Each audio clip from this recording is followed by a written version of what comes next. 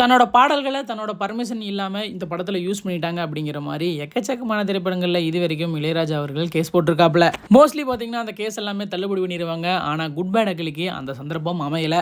April மாதமே பார்த்தீங்கன்னா good bad அக்லியோட என்னோட 3 சாங் பர்மிஷன் இல்லாமல் யூஸ் பண்ணியிருக்காங்க அப்படிங்கிற மாதிரி இவர் நோட்டீஸ் அனுப்பியிருந்தாப்புல.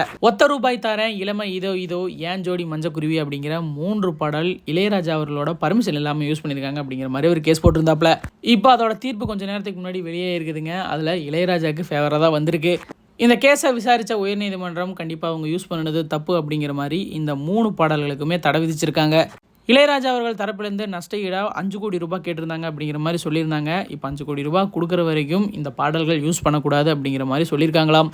ஓடிடி தளங்கள்லேயே ஆகட்டும், யூடியூப்லேயே ஆகட்டும், இல்லை பாடல்கள் எல்லாம் நம்ம டிவியில் போடுறாங்க இல்லையா, அது எல்லாத்துலேருந்தும் தடை பண்ணியிருக்காங்க. இந்த மனுஷனும் பார்த்தீங்கன்னா ஒவ்வொரு திரைப்படமும் இந்த மாதிரி ரிலீஸ் ஆகும்போது என்னோட பாடலை பர்மிஷன் வாங்காமல் யூஸ் பண்ணியிருக்காங்க அப்படிங்கிற மாதிரி இவரும் கேஸ் போட்டதாக இருக்காப்ல. இவ்வளோ பிரச்சனைகள் வர்றதுக்கு பேசாமல் பர்மிஷன் வாங்கிட்டே யூஸ் பண்ணிக்கலாமே அப்படிங்கிற மாதிரி தான் இருக்குது. இளையராஜா காப்பிரைட்ஸ் கேட்கறது சரியா தவிர உங்களுக்கு கருத்து என்ன? கமெண்ட் பாக்ஸில் மறக்காமல் என் கூட ஷேர் பண்ணிக்கோங்க.